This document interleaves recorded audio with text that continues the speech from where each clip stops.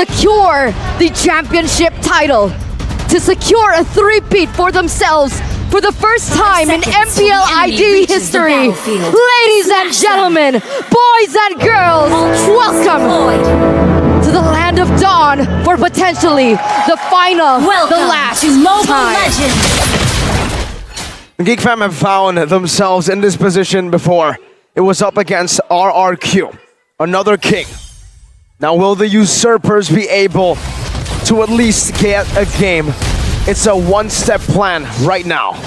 It's gonna be difficult. They're trying to out-sustain ONIC. That's the baseline, the base strategy they always fall back on. If we can out-sustain you and then let Marky just demolish everyone, that can work. But with the Florin, with the additional healing and the negation of the healing reduction effect that the Florin can apply now, it's gonna be very difficult. In a way, ONIC might even be able to out-sustain Geek Fam, and especially with the bloom that it can be given to Irithel, to CW, it's gonna be even more damage on the Irithel. And it just gets really hard for the side of Geek Fam in this position, but they're doing really well in the early game. Look at that, utilizing the 2v1 very well, using the trades, using that man advantage to create a good shove in and to force Sans away to make him miss some XP and gold. It's definitely a lot different to what we saw from the first 3 games, but one of my concerns is after the early game passes, after it elapses, in the mid towards the late, when everyone is going to be centering around neutral objectives, these are when the 5v5 team fights begin. Who from the side of Geek Fam will be able to shut CW down in the back line? Technically, kind of, in the early game, the Uranus can kind of do that. A boy can still dive in the back as well, but that's where they have to be careful. They can't really walk through just all this damage coming in from ONIC and just expect to leave unscathed. And to do that, they have to make sure that Luke does not get taken out. Uh-oh, Praise's Wrath dodged away from. Good sprint by Luke to get out of harm's way. And now, it's a big advantage that Geek Fam have over the first turtle. Niall already pushing forward, jumping even forward with the help of the Holy Healing. A boy trying to zone Kyrie away, but he still is able to find that taunt. Keyboy getting a good stun in. But now it's Geek Fam on that turtle. Kyrie still with a taunt, zoned away by Luke. He has that dash. Heavy spin prevents them back, and now it's going to be the retribution from Niles. He pins Kyrie down. The baptism even here, but another realm helps him for a bit. It's now Boots getting brought back by that Stampede, and ONIC are forced back for the first time in this series. And here it is, ladies and gentlemen. A reset coming in with Geek Fam being able to win this first neutral objective. Let's hope they can try and look for a domino effect in this early game. Especially in the early game, the sustain is just a big problem for ONIC. But the silver lining is that they have a lot more damage later on down the line, and they have good wave clear. If they want to play that macro-heavy style, they have the Irithel, they have the Lilia. They can really clear waves out before Geek Fam make the push, and they can allow Boots to try and be a bit more dynamic here as CW just chunks Beloyski down. So in this matchup, right, everyone has kept talking about the supremacy of Rafaela in the gold lane, but when you compare it to a Florin, what's that matchup like?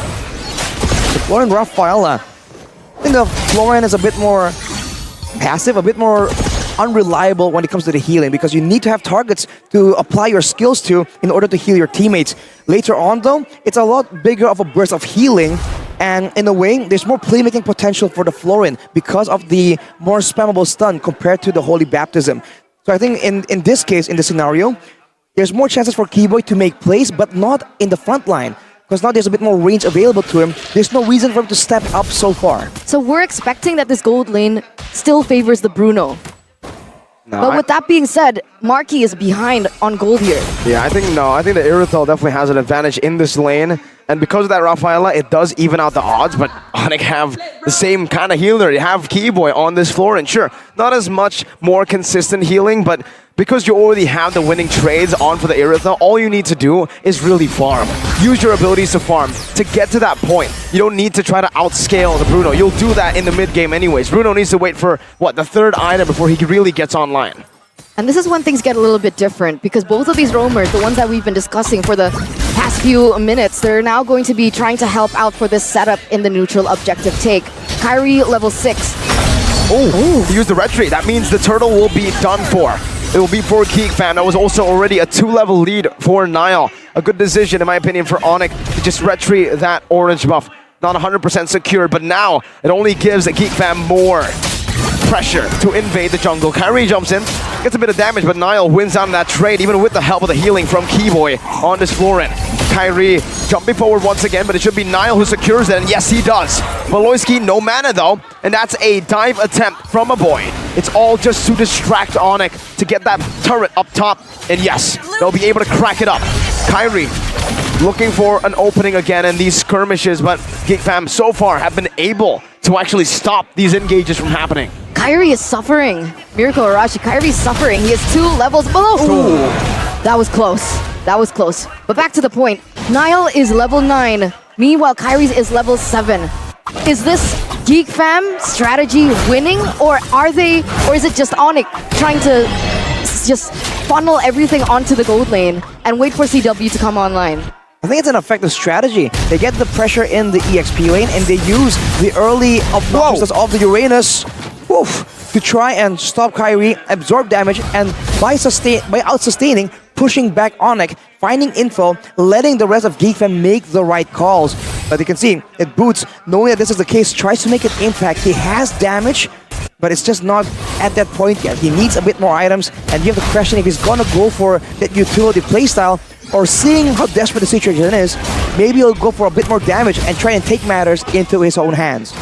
They still have that mid-game power spike. ONIC, Lilia, the Irithel, and I would say even the Paquito here has that mid-game power spike, and it's quite big. Meanwhile, for Geek Fam, the Bruno really needs to wait for him to really get going, but so far he's doing really good in the farm department. He's gotten 2 turrets. That might actually speed up the process from that late-game power spike to a mid-game power spike for Marky as they go for it. Valoisky knocked up, almost changed CC, but is able to flicker out. Now Boots with a good flank onto Marky, splitting him up. Now it's gonna be the heavy spin from Niall, secures it, pins Kyrie down, no follow-up. Marky's all the way in the back, has to use the worldie defensively as Boots gets pulled back by the Stampede, not so much through the wall, and now it's ONIC against Luke. Just trying to kind of wait. What happened to Boots? In the mid lane, assassinated by the Panda. Niall and the Brazer's Wrath not dealing enough onto Luke. He's still able to escape for now, putting the stacks onto CW. That's a heavy crossbow, an aggressive one. Luke running away and getting to safety. The amount of space that Luke has been able to afford the team, denying away this lack of damage coming in from ONIC as well. It has been immense. It has been one of the sole reasons as to how Geek Fam have been able to take control of this game so far. 4,000 gold lead, and they've had all the turtles. Perfect turtle. Oh, Niall's going in. Wait a minute. That's a knock-up and to a heavy spin. It's a good flicker out from Keyboy, but Luke is right there. Now zone away. Geek Fam look to disengage from this failed pickoff. Man, that's just a lot of pressure right here for Geek Fam, pushing the tempo as much as possible, trying to make sure that ONIC can't really have a way to recover right here. They know in the late game that even though everyone's so tanky, there is gonna be tons of damage and AoE coming from the heavy crossbow as well as the angry glue from Sans. They want to try and end the game before that happens, but ONIC as well, there are no pushovers and they know how to defend and bring things into the late game. So far, with all the turrets taken, now it's going to be a bit more difficult for Geek Fam to decide which lane they really want to bring people to, because that's where it gets confusing. We talk about how ONIC are always able to stay on curve, always able to find some gold, and in the laning phase, people are moving in a more predictable manner. Now that the laning phase is technically over, ONIC can try and do something a bit more creative. And this is pressure now for Geek Fam, but look at this. Pressure onto Keyboy, who's now forced to use the Bloom. Able to escape for now, Niall. Still holding on to the heavy spin, now locked down by the taunt, by the knockup, but he still saves it for the Lord. No Bloom, big resource burnt out, no Baptism, an okay resource. They still are relying on the heavy spin. Oh, that damage. Look at that 2-level lead on Marky. Well, take a look at Boots right now though. He's trying to do what Uranus does, but on the Paquito, and it seems like it's kind of working. That's the macro play that ONIC can really take advantage of, and look at Luke trying to match it, but his team at the same time now have to fight without that main frontliner. It's a good Stampede, bringing Kyrie back. Look at Sans getting melted down, forced to use the Black Shoes very early on, and they might have to concede this here. ONIC, Kyrie looking for the opening, but Niall is still holding on to that heavy spin. Kyrie backs away, knowing there is no chance of taking this. It's just a trade in the mid lane by Boots. Meanwhile, Luke gets chunked by the Appraiser's Wrath, but it's a Uranus. It's going to be very easy for him to just walk out of there. It's a 4,000 gold lead now for Geek Fam in the 9th minute of the game. The question is, with Marky already picking up that item, a core item for his build, for the Bruno, a little bit more Malefic Roar? penetration, the Malefic Roar, and CW, I think, at Berserker Fury. How far off are they? At this point, Marky can definitely out-damage CW. Yes. And it's going to be very difficult because of the crits, right, off the kit of the Bruno, which brings additional damage without using the ultimate. For Irithel, the heavy crossbow is what needs to actually be available if CW wants to try and match the damage output. So Geek Fam are the ones now hiding back and forth instead. And with this Lord, they're trying to siege, but they do not have too much long range either. Good knock. Onto a boy, forcing another realm. Kyrie now running away, but now gets pinned down. And brought back to the team as well. Goes in for the top, but another realm still there. Kyrie surviving somehow with the bloom, and now the Appraiser's Wrath as well. ONIC have an opening. Do they use it? Look at the damage from Marky jumping in. CW forces the Purify Bounce! Has found an opening, brings Marky back, and that's the death that ONIC needs. 1 moment, and the gold laner is gone. Is that enough to bring this game back for ONIC? It happened once, but now, right after that fight, Beloyskians finished the Flask of the Oasis. It will no longer be as simple, but I guess that's why I think ONIC has anticipated that, which is why you can see that Boots, instead of going for the sprint, the preferable battle spell, or going for those split push heavy maneuvers, he's going with the Flicker. He's trying to make plays happen for his team, knowing that there's a limited amount, because Keyboy can't really be as volatile, as dynamic as he usually is. And I find that so ironic because Boots was all the way at the top. Ran down to the bottom, to the depths where Geek was, and was able to make that huge play onto Marky, trying to level out the field as we take a look at the items here. Well, what's interesting for me right now is the lack of healing, man. There's not a lot of dominant ices, not a lot of necklace of durances. I think people are just prioritizing the damage items first to ensure that in a pick-off scenario, when they can capitalize on mistakes, they will have enough and hopefully take out targets before the healing becomes a factor. If that's a consideration for both these teams, ONIC has a bit of an edge because the ulti from Florin, the Bloom, is global. And now it's the waiting game. For Geek Fam, that's what they're doing. They're waiting. For ONIC, they're constantly looking for an opening back into this game. Just one slight mistake. Maybe a used resource. No heavy spin for the next neutral objective. Some poke. The Geek Fam are effectively neutralizing that by their discipline.